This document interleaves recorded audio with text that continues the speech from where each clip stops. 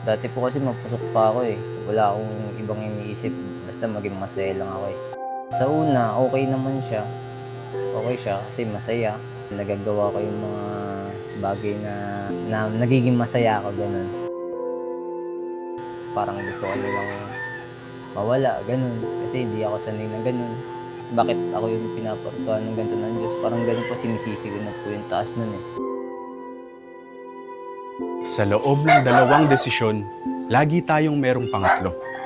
Isang gray area sa loob ng komplikadong rehiyon ng mga desisyon na kadalasan hindi natin naiisip sa tuwing naguguluhan tayo sa pagpapasya. Ngunit hindi ba dapat laging nakatatak sa likod ng utak natin na ang lahat ng bagay ay merong gitna?